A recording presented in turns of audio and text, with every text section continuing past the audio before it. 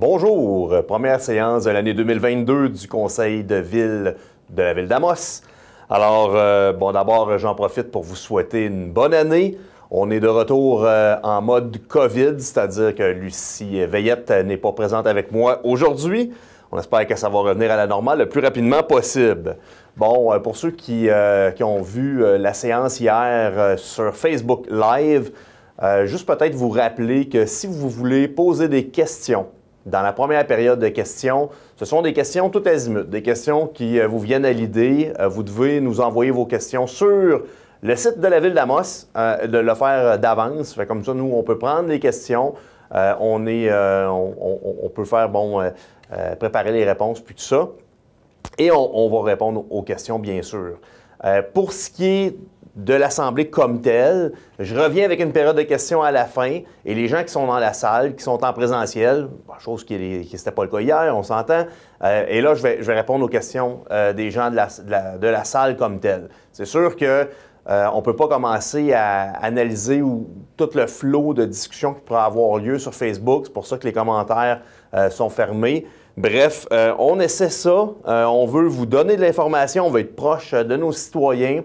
On veut essayer de vous intéresser à la politique municipale et vous tenir informés. Alors, c'est ce que nous allons faire dès 2022.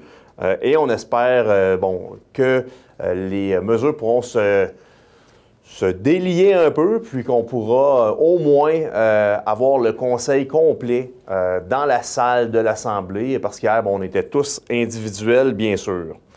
Alors, ça fait le tour pour la question sur Facebook Live. Maintenant, en 4-21, on a donné un mandat à SNC Lavalin.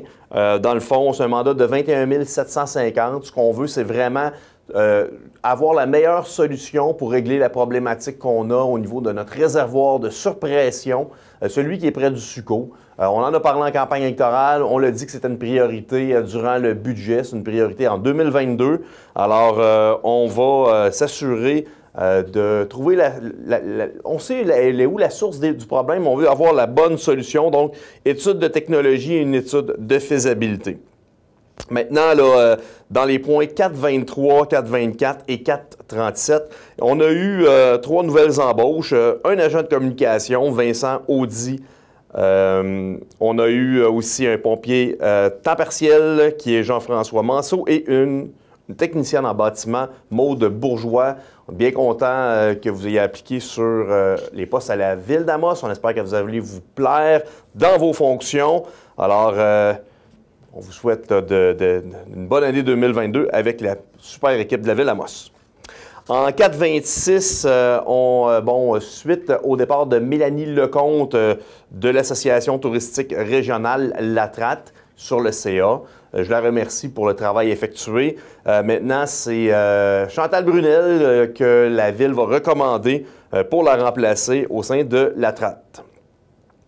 En 4-27, aller jusqu'à 4-33, on a fait beaucoup de nominations. On a lancé les nouvelles responsabilités de l'ensemble de l'équipe de conseillers municipaux de la ville. Alors là, c'est des nominations sur différents CA. Entre autres, Annie Kenville qui sera nominée sur plusieurs CA. On parle de la Corporation d'enseignement Amos Région, le CEFAR. On parle de l'Office d'habitation du berceau de l'Abitibi, qui est typiquement l'OMH. Le Tour de l'Abitibi et le Mont-Vidéo. Pour ce qui est de Pierre Deshill, sera sur le CA de la CESAT, la Société des eaux souterraines. Nathalie Michaud sera sur le CA de transport adapté. Et Martin Roy va continuer ses fonctions au niveau du comité consultatif sur la forêt de la MRC d'Abitibi. Je lui souhaite des bons mandats. C'est beaucoup d'implications. Mais on a besoin d'aide, on a besoin d'eux sur ces différentes tables. C'est un travail d'équipe, alors j'apprécie beaucoup leur présence et leur dévouement. En 436, on a un comité de développement durable qui a été, qui est en fonction depuis, je dirais, 1 an et demi. Alors, on a travaillé sur la politique de développement durable. C'est sûr que, avec la pandémie, ça a été pas facile. On voulait la livrer l'année passée. Cette année, on récidive. On souhaite vraiment que les travaux chemine rapidement.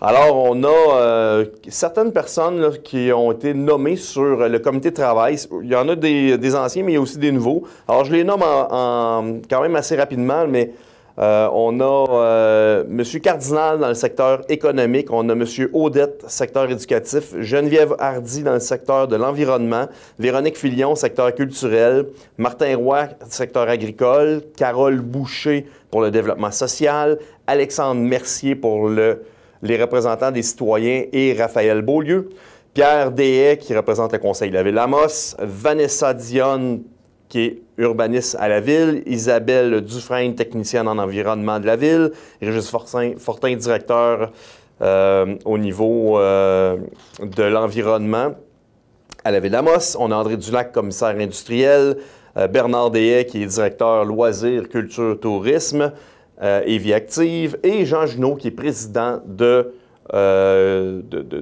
l'entreprise Pajula. Alors, vous voyez, c'est quand même une large équipe, beaucoup de compétences au travers de tout ça. Alors, on espère de pouvoir livrer là, une politique de développement durable qui est drôlement importante pour la Ville dans les prochains mois. En 440, on a la Sûreté du Québec. C'est la fameuse entente avec les cadets. Donc, on aura encore cet été là, 2 cadets qui vont sillonner les rues là, pour informer la population. Toujours une belle entente qu'on a avec la Sûreté du Québec. En 441, on nomine Bernard Blais pour s'occuper de la division du tourisme comme directeur, donc une tâche supplémentaire pour M. Blais. Et je termine avec les statistiques de la construction. 2021 a été quand même une bonne année. On parle de 651 permis émis pour un montant de près de 44 millions d'investissements, que ce soit en nouvelles propriétés ou en rénovation.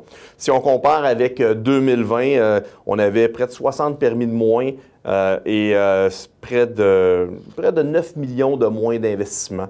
Alors, 2021 a été une bonne année, meilleure que 2020. Excusez si je me suis trompé.